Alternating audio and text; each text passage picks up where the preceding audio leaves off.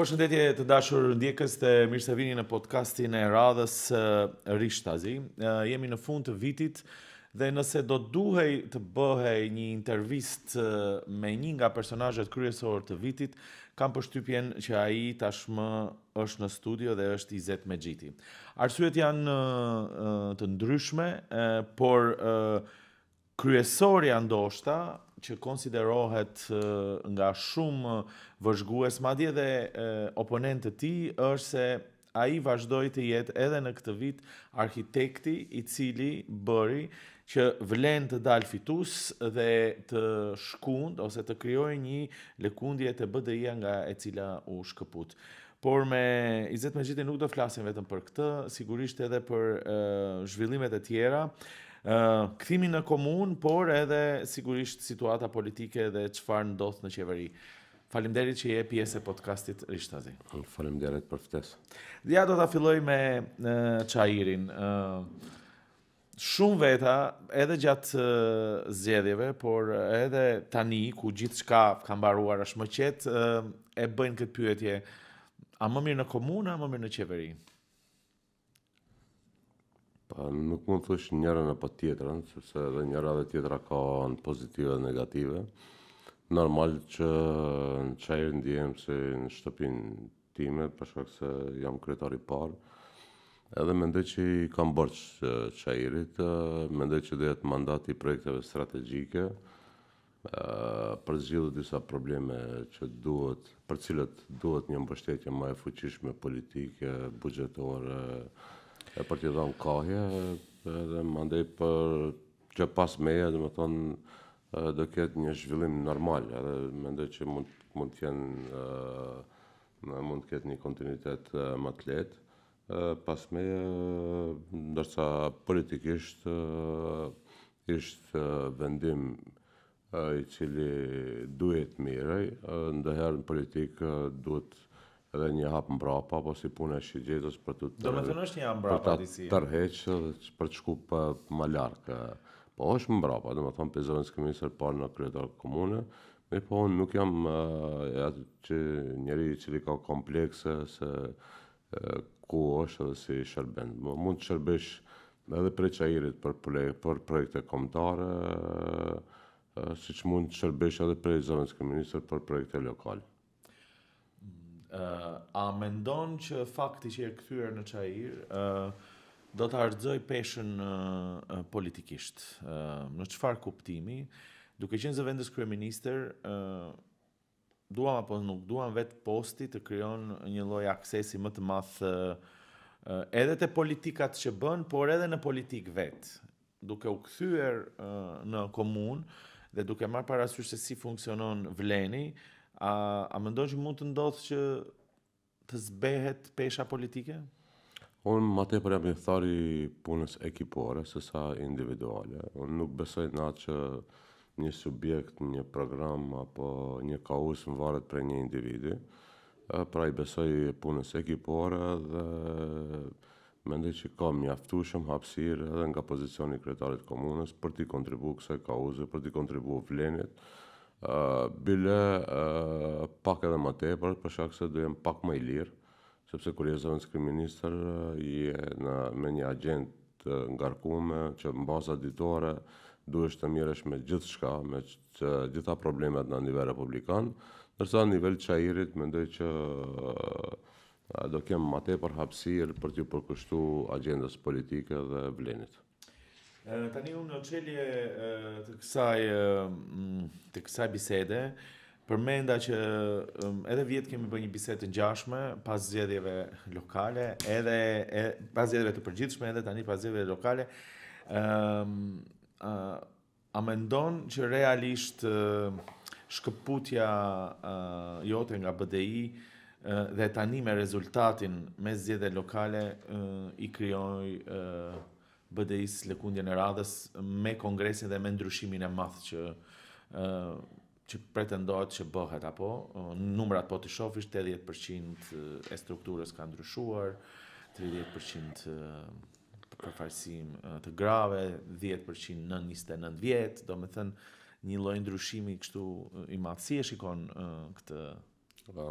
Mendoj që forma mund të jetë, mundohen të japin kahje të tillë për një reformë, po këtu del domethënë që veç i pari është në drejtë dhe ai nuk ndryshon, ndërsa të gjithë tjerët janë të ndryshueshëm. Ose të gjithë tjerët janë fajtorë, ose të gjithë tjerët duhet të mbajnë përgjegjësi, po i pari është si në kohën e Titos, edhe pas Titos Tito, pra nuk jam merren si asnjë tjetër, mirë po është çështje e brendshme e tyre, mirë po mendoj se edhe ju si gazetar edhe ne, domethënë që miremi me politikë, nuk ka ndodhur pas një kongresi të ketë një lafe reagimesh e pakënaqësive siç ndodhi pas këtij kongresi. Mendoj që është fillimi i fundit fatkeqësisht edhe të BDI-s. BDI-ja është nisë rrugës së subjekteve shqiptare në Maqedoni, që ka një fat pra fillojnë fuqishëm, fillojnë si lëvizje popullore dhe në fund përfundojnë pra me eliminim të tërësishëm, pra BDI është në ramje të lirë. Dhe mendoj që duhet shfrytëzoj rastin, pra që përplasja ime ka qenë me individ në BDI, po jo me antarësinë e BDI-s, pra shfrytëzoj rastin edhe në podcastin tuaj, domethënë që ka vend në Vlen për gjithat strukturët të shëndosh, sidomos eshaloni 2, eshaloni 3, të cilët kanë bërë një përvojë administrative, institucionale, politike, pa asnjëherë s'kan pas shansën për ta dëshmuar vetveten në pozicione të rëndësishme të shtetit. Mendoj që dakor, po figurat të rëndësishme të asaj partie nuk janë më pjesë e strukturës. Nuk mendon që pikërisht këto njerëz do ta shohin shansin brenda BDI-s, me që janë brenda BDI-s, pse duhet të vinë te vlenit e LD-ja? Për cilët figura? Ja, për ato që flisnit ju, eshaloni 2 të tjera, do me thënë, me ndryshimi që presupozohet që do ndodh, do ketë më shumë akses. Mendoj që mjaft kam prek 20 vite për t'ju dhënë shansa. Nëse deri tash nuk ka ardhur, mendoj që shifa qartë që është një reciklim i figurave të njëjta aty, edhe është pra shfrytëzoj rastin që bëj apel pra që derën e hapur e kanë në Vlen. Edhe një pyetje, po se ju i njihni sigurisht gjithë skena politike e njihet, po ju keni punuar bashkë, nuk besoni që ose ta bëj pyetje ndryshe, në qoftë se ndodhte kjo reformë në BDI dhe ju ishit pjesë e BDI-s, nuk do e pranonit këtë reformë të tillë? Me këto ndryshime, do me thënë ku figurat kryesore, një pjesë e madhe figurave kryesore të BDI-s nuk janë më pjesë e strukturës?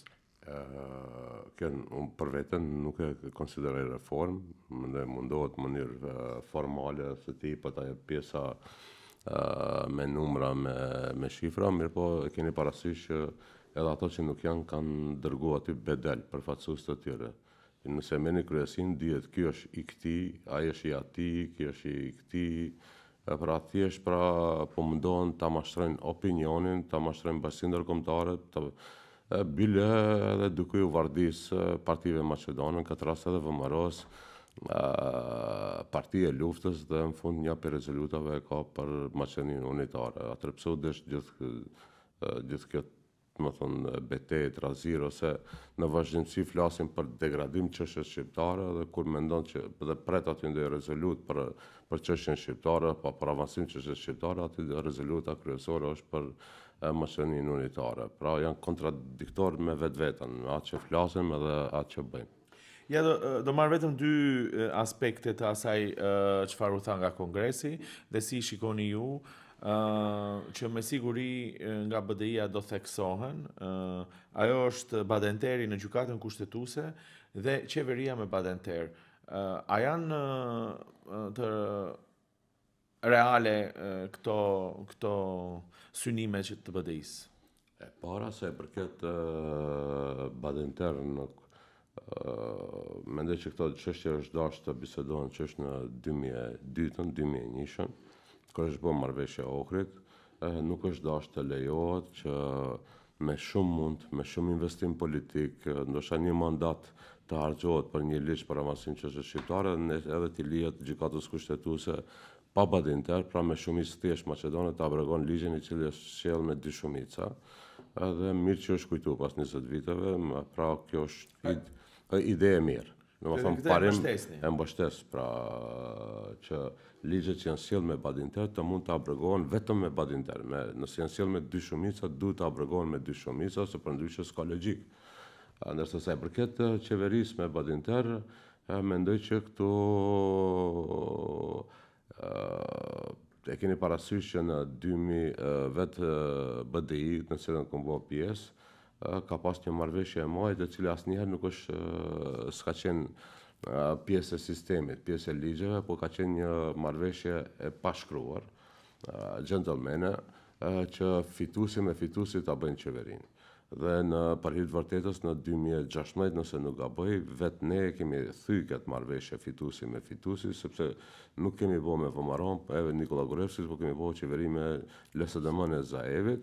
Edhe unë për kësaj prizme them, ajo ka qenë më e rëndësishme se sa fituesi me fituesin, sepse ka qenë për interese strategjike të shtetit, për antarësimin në NATO e kështu me radhë. Mirë, po për hir të vërtetës ne kemi thyr këtë marrëveshje. Dhe odesh mandej dhe sot pra nëse të flasin, nuk flasin më për marrëveshje fituesi me fituesin, po qeveri me badinter, që nuk kupton që në një farë mënyre defaktorizon votën shqiptare, sepse fituesi të pala maqedone dhe fituesi të pala shqiptare, nuk kupton që këto dy duhet të formojnë qeveri dhe mandej aty duhet përfshin edhe basi tjera etnike. Po, kur themi badinter, mund del që qeveritë e ardhshme të varen nga një deputet kroat, malazes, vle, se tash ma tepër basi etnike atin, pra e defaktorizojmë votën shqiptare, faktorin shqiptar dhe ndoshta mund t'ja japim peshën apo çelësin e formimit të qeverisë së ardhshme një basi etnike i cila ndoshta i ka vetëm 2000 banor në nivel të Maqedonisë. Pra kjo duhet mirë të analizohet, sepse vlerësoj që në shikim parë, në analizën e parë, nuk është faktorizim i shqiptarëve, po defaktorizim. Edhe një pyetje këtu, nga BDI sugjeruan se do duhet të ketë një marrëveshje ose një diskutim i madh kombëtar për prioritetet e rëndësishme të vendit.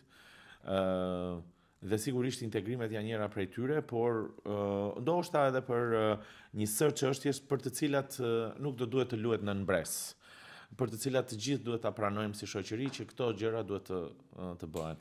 A mendon që një nismë e tillë ka nevojë të bëhet? Edhe kjo pyetje nuk lidhet thjesht vetëm me BDI-n, por edhe kur e shikon skenën politike, ka një përplasje të madhe që kalon edhe në tone private ose personale dhe jo në përplasje idesh, edhe në bllokun maqedones edhe në bllokun shqiptar. A ka ardhur një moment që të hulet topi edhe të diskutohen çështjet për të cilat vendi ka prioritete dhe për të cilat nuk duhet të manipulohen për arsye politikës ditore? Pra, një debat i tillë mund edhe të hapet dhe çdo herë ka nevojë pra për të rishërtuar pozicionet, për të pa ku jemi, si mund të lëvizim, si mund të jetë më mirë për shqiptarët, për qytetarët, për shtetin, çdo herë ka hapësirë, po mendoj që BDI nuk e ka dertën aty. BDI, domethënë, kur është në opozitë, tash flet për projekte kombëtare, për prioritete kombëtare, mirë po kur është në qeveri flet për agjendat të gjelbërta. Kur është në qeveri thotë se është absolvu marrëveshja e Ohrid, pjesa normative, pjesa politike, keni parasysh para 10-15 viteve, ata kanë deklaruar që është absolvu marrëveshja e Ohrid, dhe tash domethënë kur janë në opozitë duan të hapin çështje të tilla. Ne si vlem, pra, jemi të gatshëm edhe atëherë, edhe në opozitë edhe tash në opozitë, pra, të bisedojmë, të bëjmë një rezime, ku jemi, si mund të lëvizim më mirë. Mirë po, thjesht pra për qytetarin duhet që ata kenë një lloj rezerve, sepse këto flasin ndryshe kur janë në opozitë, po kur janë në qeveri, atëherë dalën me deklarata që marrëveshja është absolvu dhe duhet tash ne si faktor shqiptar të kontribuojmë për çështje madhore, çështje shtetërore. E keni parasysh që viteve të fundit të qeverisë së BDI-s nuk flitnin për çështjen shqiptare, po flitnin se duhet BDI-ja ka ardhur koha të bëjmë politika shtetërore, burgshtetas, e kështu me radhë, deri tek agenda të gjelbërta e të verdha e Gjithmonë do ketë një moment kur ata që janë në pushtet po më parim, domethënë çdo herë mundet më mirë dhe ne jemi të gatshëm pra ti rishqyrtojmë pozicionin. Tani, gjithë kjo bëhet edhe ju thoni se ka të bëjë edhe me faktin se si sillet një parti kur është në pushtet edhe kur është në qeveri. Mirë po, dua ta kanalizoj bisedën tani me ju në raportin që ju keni me VMRO-n. Ju thoni që BDI-ja akuzon apo se çështja shqiptare, përfaqësimi shqiptar nuk është siç duhet, por nga ana tjetër edhe pa kënaqësia tek vetë shqiptarët në mënyrën se si funksionon qeveria aktuale është po aq e lartë. Edhe ju jeni i vetëdijshëm për këtë. Po pyetja ime është tani kur jeni tërhequr në komunë dhe kur shikoni ndoshta komunikoni më shumë me njerëzit, si e shikoni qeverisjen me VMRO-n? Ka të drejtë BDI-ja kur akuzon? Po mos ma e përgjigjen politike në kuptimin për inat të BDI-s. Po realisht, si e shikoni ju qeverisjen me VMRO-n? Tani është pak më qetë, apo jemi në një periudhë pak më të qetë? A kanë të drejtë qytetarët ku shprehin shqetësime? E para, domethënë, ne kemi pas shumë afër zgjedhje. Edhe në zgjedhje fitues absolut i këtyre zgjedhjeve është Vleni. Pra shqiptarët e votuan Vleni. E kanë votuar për nivel qendror, kanë dhënë shanse edhe për nivel lokal. Dhe i mbetet Vlenit tash ta ketë shansë, është në periudhë testimi, ta dëshmon për të mirë apo për të keq ose për çështje relative. Pra këtu nuk pajtohem që shqiptarët janë të pakënaqur. E dyta, unë jam për politikë realiste. Pra nëse duam bëjmë krahasim, nuk mund të bëjmë krahasim me qeverinë e Kovacevskit apo Zaevit, e cila ka pas 42 deputet Maqedonas, dhe është varë çdo ditë, domethënë prej votave shqiptare bjeton apo jo, ka qenë në kom qelç. Nëse duam bëjmë krahasim, atëherë do bëjmë krahasim të kësaj qeverisje, e cila ka 65 deputet Maqedonas, VMRO dhe ZNAM, dhe qeverisjen e Nikola Gruevskit, e cila ka pas 60 deputet të VMRO-s dhe në atë kohë si është sill Ali Ahmeti dhe BDI-ja. Ju nëse keni parasysh, domethënë ka ndodhur atëherë moratorium të çështjes shqiptare ka pas deklaratë publike, e cila nuk është kundërshtuar nga partnerët shqiptar, ka pas raste të montuara ndaj shqiptarëve, ka pas raste domethënë ku janë vrarë, janë burgosur shqiptarët, dhe pothuajse nuk ka pas lëvizje as pak pozitive, shumë pak domethënë në aspekt të faktorizimit të shqiptarëve në Maqedoni. Pra, nëse duam bëjmë krahasime, duhet të jenë krahasime reale dhe ta krahasojmë qeverinë e Mickovskit me qeverinë e Gruevskit, se parafarsisht kanë pas numrat e njëjtë. Mirë, tani ideja është të shohim gjërat të shkojnë përpara, jo të rim mbrapa dhe të bëjmë në rregull, domethënë të marrim argumente nga e kaluara për të justifikuar situatën aktuale që po ashtu nuk është e mirë. Okej, që flasim unë flas vetëm për dhënë një mundësi të krahasimit, se duhet dim se çka krahasim. E dyta, edhe me këto numra që i ka qeveria, nuk ka pasur asnjë rast, domethënë, e keni parasysh një protestë e cila është me rrezik shumë të lartë, e cila organizuar për UÇK-n e Kosovës, për ato që vuajnë në gjykatën speciale, dhe kaloi si me qenë në Suedi, pa asnjë incident më të vogël, pa asnjë domethënë incident as në kufi, as në protestë, as kështu, domethënë që mendoj që qeveria dëshmoi që din domethënë të ballafaqohet me situata të tilla. E keni domethënë në aspekt në këto 15 muaj është fuqizuar decentralizimi si asnjëherë më parë. E keni parasysh që decentralizimi është një prej shtyllave kryesore të marrëveshjes së Ohrit, dhe kjo qeveri ka mbështetur gjitha komunat, por në veçanti komunat shqiptare, me buxhetet plotësuese, me projekte konkrete, edhe me fuqizim të decentralizimit. E keni parasysh që në këto 15 muaj pra është rekordi i punësimeve të shqiptarëve në administratën shtetërore dhe publike, mbi 2000 shqiptar. Këtë nuk e pranojnë. Për shembull, ka një punësim masiv edhe të maqedonasve. Në plot institucione ka një mbushje të punësimeve edhe të maqedonasve. Domethënë dhe gjithashtu akuza konstante që shqiptarët degradohen. Ja e fundit është kjo te Ministria e Stojlkovicit, ku 7 shqiptar thuhet që janë pushuar për punë.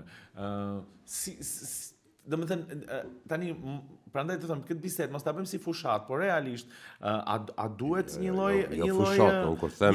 lloj qëndrese ndaj një qeverisje që megjithatë do ta mposhte influencën shqiptare. Unë bëj përgjegjësi për atë që flas të publikisht, domethënë flas historikisht, nuk ka pas vit më suksesshëm të përfaqësimit të shqiptarëve në administratën shtetërore dhe publike përkundër propagandës që e bën BDI e tjerë. Pra le të zgjedhin ato cilin do vit që është zeniti i punësimeve dhe le të krahasojnë me vitin domethënë që kaloi. Pra ka mbi 2000 punësime të shqiptarëve në administratën shtetërore dhe publike. Nëse duam krahasojmë edhe me palë Maqedone, lirisht le të krahasojmë edhe sa Maqedonia punson atë kohë dhe sa janë tash edhe na thon prap, kjo është zeniti i përfaqësimit të shqiptarëve në administratën shtetërore dhe publike. Tash raste, incidente 2-3 aty domethënë kanë mbet prej kohës minimum 10 vjeçare, njerëz të cilët janë punësuar atëherë në sekretariatin e marrëveshjes së Ohrit, të cilët është dashur të sistematizohen dhe tashmë domethënë po përfundon ky proces se janë 50 shqiptarët e fundit të cilët delegohen nëpër institucione të ndryshme. Edhe ky rast domethënë i fundit po diskutohet. Janë prej atyre që nuk kanë shku, po ne po bëjmë përpjekje që të kalojnë me dënime dhe të sistemojnë nëpër institucione të tjera. Fola domethënë një është përfaqësimi, e dyta është që shtyllë e rëndësishme është decentralizimi. E flas me shumë përgjegjësi. Prej 2002 e këndë, nuk ka vit që komunat shqiptare, pa më parasysh kush i ka udhëheq, që kanë marrë mbështetje të qeverisë siç kanë marrë tash. Domethënë në këto 15 muaj. Dhe këtë qytetarët e kanë ndjej me projekte konkrete, me investime konkrete, uroj që kështu të vazhdon. Dhe kjo të jetë zgjidhje sistemore, jo të varet nga qeveria. Kjo qeveri ka një vullnet për të mbështetur komunat, po mund vjen një qeveri tjetër me prioritete të tjera. Dhe ne këtë duhet ta bëjmë zgjidhje sistemore që mos varet nga vullneti i qeverisë. A ka një nismë të tillë? Për shembull, kjo decentralizimi të bëhet normë, jo të bëhet pjesë e dëshirës. Siç ka pasur edhe ligje të tjera, të cilat ne bashkë kemi kritikuar, apo ku si ajo marrëveshja që tha që është marrëveshje gentlemane, e bën dikush dhe pastaj ajo nuk është e shkruar bardhëzi dhe ti pastaj interpreton. A ka një marrëveshja ndoshta edhe mirë ka dalë që nuk ka qenë e shkruar. Po, e mora si shembull me që do kisha në pikëritja dhe integrimi i Maqedonisë. E qartë, ishte një moment i vështirë politik. Ne si qeveri kemi mbështet komunat si asnjë qeveri deri më tash, po nuk e kemi vënë zgjidhje sistemore që kjo të jetë obligim. A do bëhet një ligj, a do bëhet një projekt ligj, po. Po, në këtë drejtim. Pra, për këtë çështje mund të bisedojmë edhe me opozitën, mund t'i hapim, sepse fundit nuk janë vetëm në interes të shqiptarëve, domethënë janë trende evropiane, trende amerikane. Fuqizimi i komunave që komunat janë shtet në shtet, që 90% kërkesa qytetarët e realizojnë domethënë brenda komunave të tjera. Kjo është ajo që desha ta them. Po. Tani kur se dua me raport me VMRO-n, përveç këtyre rasteve dhe edhe ato që dëgjojmë neve, janë edhe 2 momente kyçe, siç ishte përfaqësimi drejt dhe ligji që pavarësisht tani ju nuk jeni direkt në qeveri, megjithatë është një çështje delikate, kur ose si do veprohet më tej që mos të ketë dilema në të ardhmen se si do të bëhen punësimet. Apo këtë ligj do ta shohim se opinioni ende nuk e ka parë dhe sigurisht momenti me gjykatën kushtetuese dhe çështjen e ligjit. Tani gjykata është organ më vete i pavarur, por një vendim i gjykatës që do të lëkundë përdorimin e gjuhës shqipe, dihet që do ketë implikime politike. Çfarë qëndrimesh ka VMRO-ja për këto çështje dhe prap a kanë të drejtë kritikët që thonë që nuk e keni peshën sa që duhet? Po tash kur del që kam pas peshen, kur s'ka pas, dhe me thonë, sa i përket përfaqësimit adekuat, e keni parasysh se prej 2002 deri 2015 nuk ka pas as balancues. Ajo është zhvillu, dhe me thonë, bas marrëveshjeve politike të partnerëve brenda qeverisë. Prandaj po them, kur do të dalë ky ligj tani? A desha ta them. Do të thonë, prej 2002 deri në 2015 nuk ka pas as mekanizëm statistikor se ç'është balancuesi. Sepse balancuesi nuk është mekanizëm i cili e rregullon. Balancuesi vetëm tregon që në këtë institucion, ta zëmë në gazetën Kohë, po ta marrim që është institucion shtetëror, do të janë të punësuar 70 shqiptar, 20 maqedon dhe të tjera të komunitete, dhe nëse hapet konkurs për të krijuar një balans, duhet të punësohen kaq turq, kaq rom, kaq ata. Ma këtë tregon balancuesi dhe nuk është mekanizëm i cili ta imponon këtë.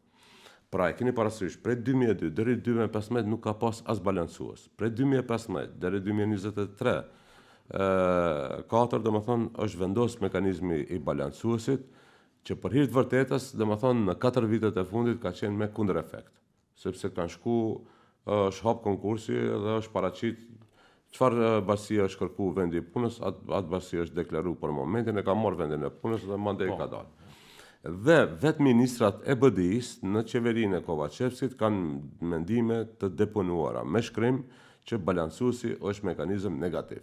Balancuesi është me kundër efekt dhe me ardhjen tonë në qeveri, ato e hapën këtë çështje në gjykatën kushtetuese. Gjykata kushtetuese e zgjedhur kryesisht në kohën e tyre, pra e abrogoi balancuesin dhe ne, domethënë me këto numra në parlament, me këto numra në qeveri, pra ndallim për asaj që s'ka pas 2002-2015 as mekanizëm, për 2015 dhe 2023 ka pas vetëm një mekanizëm statistikor, për herë të parë pas e kalum në qeveri ligj për përfaqësimin adekuat të shqiptarëve në administratën shtetërore dhe publike. Po, dhe shkoi edhe Komisioni Venecias. Ka shku për shkak se ne nuk duam të luajmë lojën e BDI-s sikur me ligjin e gjuhës shqipe, për ta e kemi kaluar në qeveri. Nuk e kemi kaluar në parlament, e kemi dërguar në Komisionin e Venecias, e kemi marrë mendimin e Komisionit e Venecias dhe tash e kalojmë në parlament, jo sikur me ligjin e gjuhës shqipe që e kanë kaluar në qeveri dhe në parlament, dhe mandej e kanë dërguar në Komisionin e Venecias, i kanë pranuar vërejtjet e Komisionit të Venecias, tash dalë te ligji i gjuhës shqipe, dhe ato janë për 3 çështje, për uniformën, për gjyqësinë dhe për banknotat. Asnjëherë nuk janë zbatuar këto norma, domethënë të këtij ligji në Republikën e Maqedonisë së Veriut. E kanë lënë si normë të hapur në gjykatën kushtetuese dhe tash domethënë kur ardhëm ne ato e hapën këtë çështje. E hapën, po ne domethënë veprojm si qeveri për ta hequr për rendit të ditës. Domethënë u shkarku gjykatja e cila ka pas lëndën e ligjit të gjuhëve, jo të gjuhës shqipe. Dhe sot lënda domethënë nuk është në renditën e gjykatën kushtetuese. Edhe mendoj që kjo qeveri ka kapacitet për t'i analizuar gjërat, sepse nuk janë gjëra vetëm administrative, po janë gjëra politike, që varet edhe ardhmja e shtetit dhe stabiliteti i shtetit. Dhe në parim, pra duhet ta them që ky ligj i gjuhëve duhet të respektohet derisa është, mirë po nuk është zgjidhja afatgjate dhe nuk e jep statusin e merituar që duhet ta ketë gjuha shqipe në Maqedoni. Ja, konkretisht për këto 2 çështje.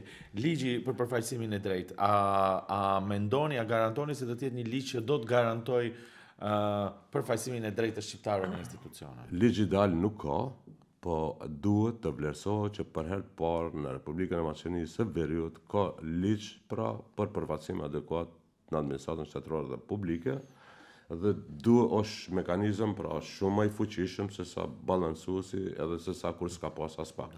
Edhe nëse do paraqitet në mangësi, edhe ky ligj pra nuk është as Kur'an, as Bibël, pra mund të plotësohet, mund të rishërtohet, mirë po kërkush nuk mund ta mohon faktin që për herë të parë në këtë shtet pra ka një ligj për përfaqësim adekuat të shqiptarëve në administratën shtetërore dhe publike. Dhe sa i përket çështjes së gjuhës, gjithë e pranojnë që ligji është ai që është problematik, funksionon nuk funksionon. A do ketë një nismë atëherë për jush që të krijohet si çështja me përfaqësimin e drejtë, një ligj i cili do ta mbyll për gjithmonë këtë çështje që mos kemi interpretime? Ajo zgjidhja definitive, nuk kemi arrit të absolvojmë këtë çështje, po bisedojmë, përpjekemi që spaku gjuha shqipe ta merr statusin e gjuhës serbe në Republikën e Kosovës, ku serbët janë vetëm 3% dhe gjuha serbe është absolut e barabartë me gjuhën shqipe në Republikën e Kosovës.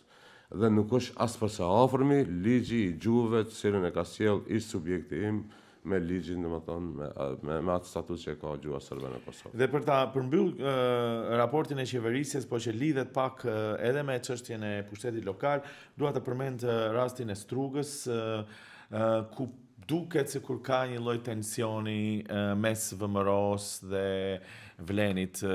A mund të themi që qeverisja është stabile në nivel qendror, dhe këto raste që ndodhin në nivel lokal janë diçka tjetër, apo janë plasaritjet e një qeverisjeje që mund të ketë problem në kuptimin se si e shikon njëra palë ose tjetra? Politika është dinamike dhe nuk është uniform, domethënë është vendosur lart dhe gjithçka domethënë të shkojë urdhë zbatim. Ne shembull kemi problem në Butel, nuk kemi të kënaqur domethënë me çastin që bën kryetari i Butelit. VMRO-ja nuk është e kënaqur ndoshta në Strug. Ne po bëjmë përpjekje dhe po absolvojmë domethënë qytetin e Shkupit, që shqiptarët janë të përfaqësuar në një të dinjitetshme edhe në nivel të qytetit të Shkupit. Kështu që nuk shoh ndonjë problem që i pasgjithshëm këtu, plus duhet ta kemi parasysh që në Strug kandidatura ka qenë edhe e pavarur e Mendyqirës, nuk është antar i Vlenit, pra ka fituar si kandidat i pavarur. Ndoshta kjo pak e komplikon atje, por nuk janë gjëra të cilat nuk mund të menaxhohen. Tani kur përmendin Vlenin, sigurisht dilemë e madhe është nëse Vlen do të bëhet një parti. Cilat janë zhvillimet e fundit dhe tashmë pas një periudhe më të qetë kur zgjedhjet kanë përfunduar? Me fjalë të tjera, tani keni pak luksin të diskutoni gjërat pa tension, pa presion. A do të bëhet Vlen parti? Kështu, domethënë nëse shkojmë me çështje pragmatike, Vlen funksionon edhe kështu. Pra dul fitues absolut i zgjedhjeve lokale, ka një shtrirje për 10 komuna me potencë, me mundësi që të merret ndoshta edhe gostivar vrapshisht, njërin apo dyja. Edhe Vlen pra edhe kështu si ombrell e më shumë subjekteve ka dhënë provat e para domethënë në trevat shqiptare që opozita nëse ka vizion, nëse i tejkalon tekat, nëse i tejkalon domethënë i natët, mund nëse bashkohet dhe në një platformë mund bën edhe ndryshim dikund ku nuk është prit mos paku, domethënë ku kanë menduar se është BDI pa thyeshme dhe pa zaventsueshme. Pra dhe kjo është një model suksesi në trevat shqiptare, për të dhënë parasysh që e njëjta mund ndodhë edhe në trevat tjera. Edhe këtë e kanë vlerësuar domethënë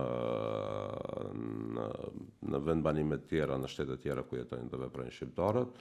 Pra thjesht Vleni edhe kështu është fitues, edhe funksionon. Po, nëse është një parti, për shembull gjithë këto antagonizma dhe këto... Këtu desha dalë. Tash ka pozitive dhe negative, se tash kur janë më shumë parti, ka më shumë kryesi, më shumë njerëz, domethënë janë antar kryesie, nënkretar, sekretar, se tash si shqiptari kemi edhe qef pak pozitat e kështu me radhë. Mirë, nëse e tejkalim atë pjesën pragmatike, praktike, nëse dalim të çështja pak më analitike, unë mendoj që ka më shumë faktor, më shumë analiza që shkojnë në drejtim që Vleni duhet të bëhet një.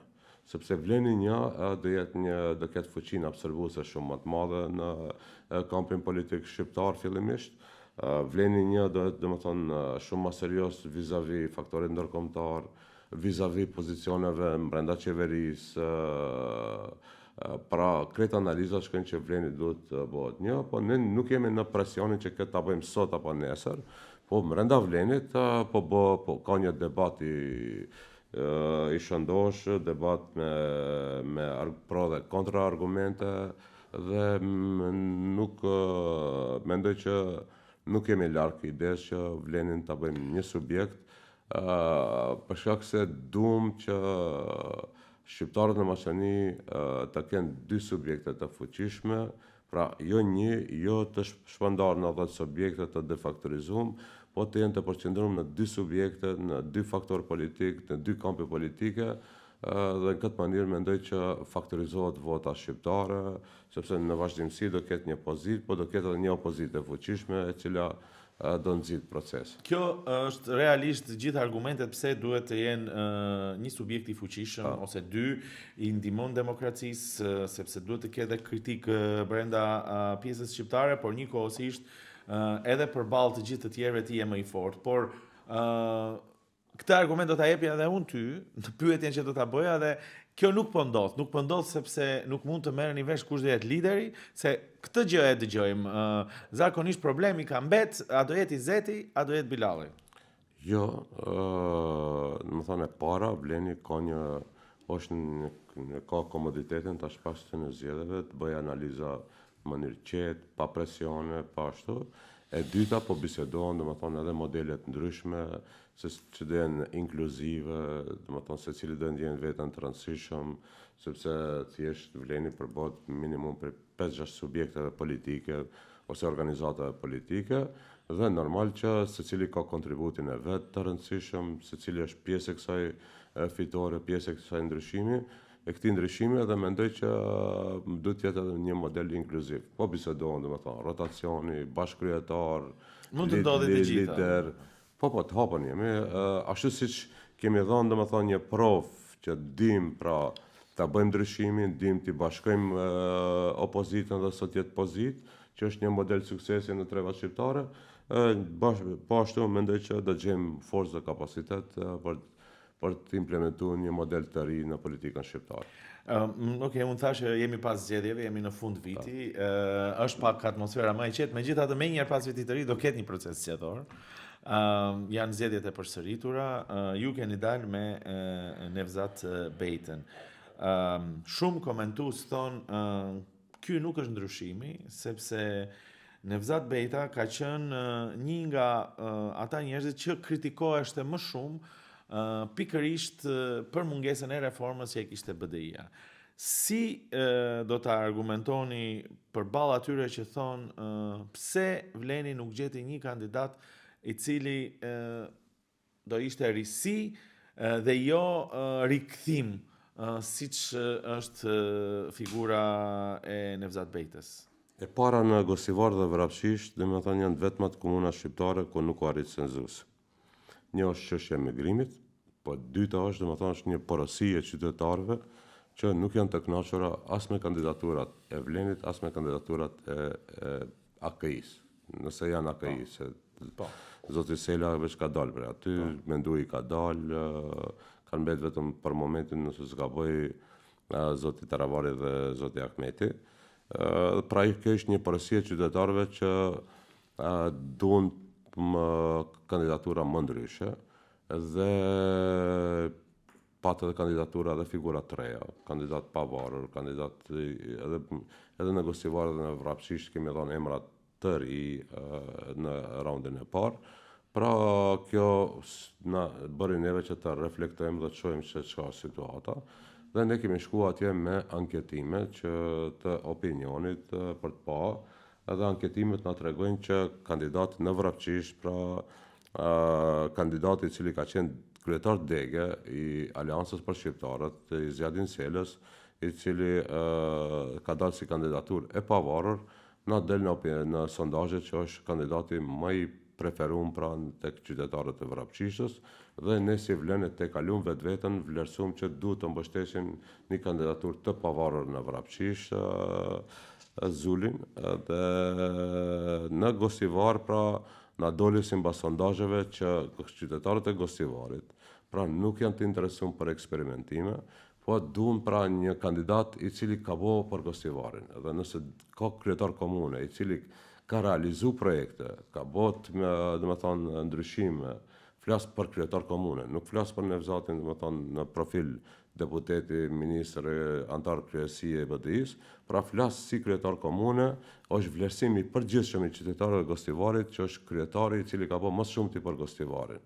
Dhe me që në këto mandate kanë votuar për kandidatura tjera, të cilet kanë qenë eksperimente politike për karriera politike, po nuk kanë përfituar qytetarët e Gosivarit, nuk ka përfituar Gosivari, është vlerësimi i qytetarëve të Gosivarit që nuk duan të eksperimentojnë me votën e tyre, po duan votën ta përqendrojnë tek Nevzat Bejta, sepse ati besojnë që ai mund të bën më tepër për Gosivarin. Dhe ju mendoni që mund të fitojë Nevzat Bejta?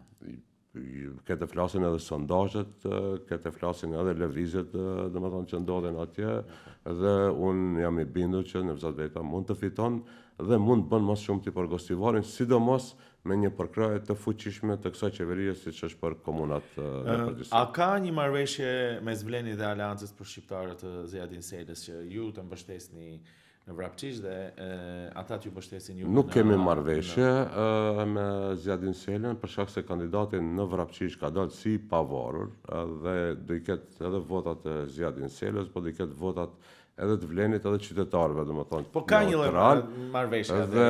Nëse nuk është marrëveshje e shkruar, po ja një marrëveshje gentlemani ndoshta? Jo, nuk ka marrëveshje, po mendoj që këtë përkrahje besoj që edhe zoti Sela do e kthen me përkrahje në Gostivar. Po ashtu duke ditë se relacionet e zotit Sela dhe Taravari janë të acaruara skajshmërisht, ose edhe dalja e zotit Sela nga AKI mund tjetë edhe faktori kryesor mund tjetë zoti Taravari. A mendoni që... Edhe argumenti është se vota për kandidatin AKI-s është vot për të shpëtu karrierën e zotit Taravari, a në vota për Nevzat Vetën është vot për Gostivarin. A mendoni atëre që Aleanca e Shqiptarëve të Zjadin Selës do afrohet më tepër pranë Vlenit? Po, me që ka dal nga AKI, mendoj se në politik nuk ka teren neutral, oje me pozitë, oje me opozit. Mendoj që e kanë kuptu që atë është një kohë e humbur, një rrugë e humbur, mendoj që me kohë, mendoj që do ketë parafrime. A do të thotë kjo që parafrimi do jetë edhe në parlament me deputetët? Nuk ka bisedime, po logjikisht sa e njohim rrethanat politike, kur del prej andej nuk ka mes, nuk mund të rish jashtë parlamentit. A me që përmendim parlamentin dhe përmendim momentin e zgjedhjeve dhe këtu do ta mbyllim dhe pjesën e fundit do ta përkushtojmë pak për të ardhmen, me që jemi në fund viti, me qytetin e Shkupit, me Çajirin, projektet të cilat qytetarët i presin, por po përflitet që mund të ketë zgjedhje të përgjithshme vitin e ardhshëm. A mund të ndodhë kjo? Mendoj se kjo ka qenë temë kryesore e AKI-s. Ka qenë një lloj manipulimi ose motivimi i elektoratit tyre që duhet të fitojmë komunat dhe po momentin që të fitojmë shumicën e komunave, atëre do shkaktojmë krizë politike dhe presion për zgjedhjet e parakohshme parlamentare. Dhe pasi doli rezultatet e zgjedhjeve lokale dhe pasi u ballafaqun me debaklin, domethënë, në zgjedhje lokale, ato e kanë humbë këtë temë, pra nuk e nxisin këtë temë. E para, e dyta, mendoj që kjo qeveri ka një shumicë në parlament si historikisht nështë më të madhe në Republikën e Maqedonisë së Veriut, vetë ka afër 2/3 ose 2/3 e deputetëve, dhe nuk di çka mund të jetë më tepër se kjo, domethënë në demokraci të kesh 80 nga 120 deputet, nuk ka pretendim për të shkuar më lart. Dhe nëse vjen dhe Ashoja e Zjadinit edhe Badenteri, po edhe deri tashme është siguruar Badenteri në një mënyrë apo tjetër, edhe pse vetëm 2-3% ligjeve kanë bëjnë me Badenter, tjerat nuk kanë me Badenter. Pra duke pas parasysh këtë shumicë parlamentare, duke parasysh edhe rezultatet e zgjedhjeve lokale, mendoj që shteti nuk ka nevojë, domethënë, për zgjedhje të reja, po ka nevojë për zgjidhje, për realizim programesh, për realizim premtimeve dhe për ngritje standardeve. A pajtohet me këtë edhe VMRO-ja me këtë qendrim? Po deri tash pajtohet, pra Vleni e ka një komoditet se ka 10 komunat shqiptare dhe dini që janë faktorë të rëndësishëm edhe për zgjedhje parlamentare. Mirë po, pra jemi të hapur, mirë po mendoj që shteti nuk ka nevojë për zgjedhje të parakohshme, por ka nevojë qytetarët presin realizime konkrete. Në fund, Izet Mexhiti dua të pyes për Çajirin, ashtu siç edhe filluam. Shumë projekte gjatë fushatës, shumë nisma të mëdha, para zgjedhjeve kishte edhe një sër punimesh për të cilat tani qytetarët thonë se janë stopuar. Çfarë është duke ndodhur dhe kur do të fillojnë të realizojnë projektet e rëndësishme të cilat i premtuat? Projektet janë në realizim me sipër, për ato që i njohin rrethanat, sidomos në ndërtimtari dhe infrastrukturë. Kjo periudhë nuk është periudhë e punimeve. Ne po mundohemi aty ku janë filluar ti përmbyllim për shkak se kushtet klimatike, sidomos fundi vitit deri ka fillimi i marsit. Pa nuk është minus tani, nuk është që nuk punohet dot. Nuk është minus, po nuk asfaltohet. Mbyllen bazat e asfaltimit dhe mund të edhe të asfaltojsh, po e asfalt domethënë prishet edhe mandej duhet përsëritit të shtrohet, pra nuk ka askund botë, sidomos këtu në Ballkan me këto kushte klimatike që i kemi, nuk preferohet pra në këtë periudhë pra ndërtimet të infrastrukturës. Atëherë ju thoni që ato do fillojnë në mars për shembull, kur fillon pranvera. Po që shembull në lagjin e Duçanxhikut, ku nga Ministria e Ekologjisë janë ndarë 2 milion euro, janë kryer gjitha procedurat, kemi vlerësuar se nuk duhet të hapim tash, domethënë në rrugët e rrugicat në Duçanxhik, për shkak se është kohë e shirave, vorës dhe krijon, domethënë kushte e vështirëson jetën e qytetarëve, keni parasysh është lagje tregtare. Pra kemi vlerësuar që këtë ta spostojmë deri në fillim të marsit dhe atëherë me intensitet pra të hinin ato 2 milion euro në rregullim pra të tërësishëm të infrastrukturës nëntoksore në Duçanxhik. Ja ne kemi probleme diku ku nuk e kemi përfunduar dhe tash qytetarët ankohen sepse aty krijohet lloç telashe, po tash ato gipat nuk mundin mbi tokë, patjetër duhet futen nën tokë. Kështu që nuk ka ndërprerje, po punohet në Fushtapon, po punohet në Çajrin e Vjetër, jo me intensitetin domethënë pa shkak kushteve klimatike. Këto ditë ka filluar dhe rruga Ferit Murati, që është 1 milion euro projekt. Pra nuk ka ndërprerje, po vetëm po bëhen përgatitjet për një fillim të fuqishëm në ka fundi i shkurtit dhe fillimi i marsit. Cilën nga projektet e mëdha do të filloj komuna e Çajirit, të cilat i premtoi gjatë fushatës? Komuna është në qendër të Shkupit, është në zemrën e Shkupit, por është më e dendura, ndërkohë që qytetarët presin të shohin një lloj investimi në infrastrukturë. Çfarë premtoni tani me qetësinë dhe pa presionin e opozitës, pa presionin zgjedhor? Ashtu si premtu, pra veç ka filluar realizimi i kampusit të Universitetit Nën Tereza, që është investim 40 milion euro.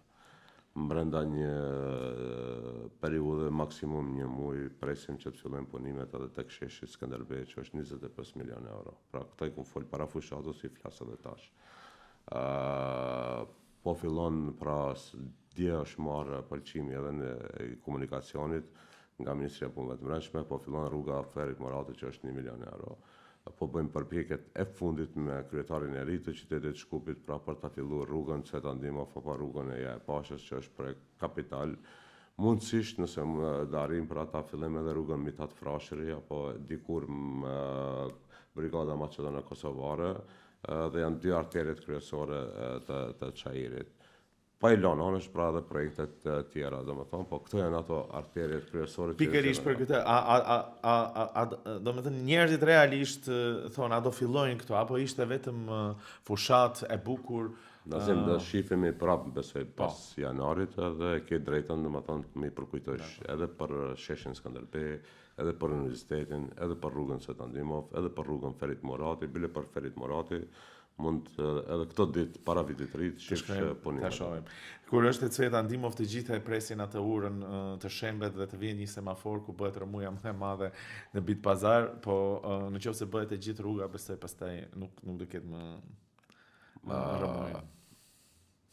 Ajo është nuk e kap Cvet Andimovi, se Cvet Andimovi e kap prej rrugës së urës së Bit Pazarit deri te. Po më kupton për çfarë pjesë ka. Po te Bit Pazari, po punojmë në drejtim ta mbyllim ose ta shembim urën edhe të vendoset aty në semafor për ta lecuar.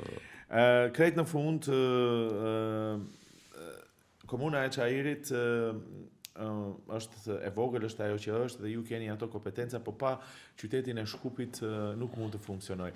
A ka përfunduar pjesa e konsolidimit të institucioneve të qytetit të Shkupit që shqiptarët në Shkup të mund të marrin edhe pjesën e tyre, por edhe të fillojnë të realizojnë projekte që janë në favor të gjithë qytetarëve, po sidomos të atyre të Çajirit. E para duhet të konstatojmë që aty përveç privilegjeve dhe drejtave duhet të marrim edhe përgjegjësi për shkak se udhëheqësia e kaluar e qytetit Shkupit, Danellës e Vlerimit e kalon qytetin ndërmarrjet me dikon 240 milionë euro borxh. Fillimisht pra kemi hinë në sanimin e gjendjes për shkak se po mbiten në mbeturinë e Shkupit dhe mendoj që me sukses u normalizu gjendja e higjienës në nivel të qytetit të Shkupit, njëjtë edhe në komunën e Çajirit. Nëse keni fjalën domethënë për ndarjen e pushtetit brenda qytetit të Shkupit, po dy ndërmarrje publike, domethënë parqet dhe gjelbrimet dhe gasifikimit, të cilat do në mars të zëvendësohen me higjienën komunale dhe me Drislën, dhe dy institucione kulturore, Qendra Informative Kulturore, po rikthejmë pas 10 viteve, e cila ka sjellë një risi, një freskim në ringjalljen kulturore të Shkupit, dhe tjetra Koçoracin, dhe udhëheqen nga drejtori shqiptar, zëvendës sekretari i qytetit Shkupit dhe shqiptar, përfaqësimi domethënë i punësimeve domethënë do jetë adekuat sa janë shqiptarët në nivel të qytetit Shkupit. E njëjta është ajo që jemi përqendruar është tek investimet dhe aty kemi filluar, sepse fundit shqiptarët në Shkup nuk përfitojnë se cili do jetë drejtori, po përfitojnë kur do realizohet rruga Ceton Dimovit, do realizohet rruga Mitat Frashëri, do ketë higjienë në nivel ndryshe, pra edhe këto jemi dakorduar që 30% që investimeve shkon në Çajir Saraj fillimisht dhe në vendbanimet shqiptare në për komunat ku nuk janë shumicë. Do të thënë edhe kjo pak a shumë është absorbu pas atij momentit të zgjedhjeve. Këtë në fund, Izet Mexhiti, çfarë viti duhet të presin qytetarët në 2026-ën? Jo vetëm në Shkup, por edhe në gjithë Maqedoninë e Veriut sipas jush. E para uroj shëndet, ndërsa si politik do bëjmë shmos që të jetë një vit më i suksesshëm, për një standard më të mirë, për një jetë më të mirë dhe suksese në gjitha fushat. Sonte do jeni te fushata e vetvendosjes në Shkup, apo? Po. A mendoni që mund të përbëj problem kjo që një fushatë e një vendi tjetër bëhet këtu në Shkup, mund të krijojë një tension? Tash, nëse e marrim ne edhe Kushtetutën e Maqedonisë, edhe Shqipërisë, Kosovës ishtë pak më vonë, domethënë e sjellur në rrethana tjera, edhe te Kushtetuta jonë jemi pjesë e kombit shqiptar. Edhe Shqipëria te Kushtetutë ka që duhet të mirët edhe me shqiptarët jashtë Shqipërisë, dhe këtë nuk mund ta mohojmë se është natyrale, ne të bashkëpunojmë në mënyrë vëllazërore dhe nuk ka pretendime për të keq këtu. Nuk do keq kuptohet. Thjesht duhet ta dim, për shembull, vetëm në Çajir dikon minimumi 40% e popullatës e kanë gjysmën e familjes në prej Elesani deri ka Ferizaj. Dhe këtë ne deshtëm ta mohojmë, deshtëm ta fusim, domethënë të bëhemi që nuk ndodh. Këto janë pjesë normale, po nuk është me tendencë të keqe ndaj Maqedonisë, thjesht pra qytetarët që kanë edhe në shtetësi të Kosovës, pra do mbledhen këtu për dikush me vetvendosjen, dikush me PDK-n, dikush me LDK-n, sepse është e drejtë demokratike e tyre. Ju faleminderit edhe një herë për këtë bisedë dhe për këtë podcast, dhe sigurisht edhe në vitin tjetër do t'ju ftojmë për të parë për këto realizime, por sigurisht edhe për zhvillimet që do t'i sjell vetë politika dhe jeta. Faleminderit. Të dashur ndjekës, ju faleminderit shumë që na ndoqët në këtë bisedë me Izet Mexhitin. Sigurisht do të vim sërish javës që vjen, që do të jetë dhe podcasti i fundit për këtë vit, por deri atëherë mirupafshim.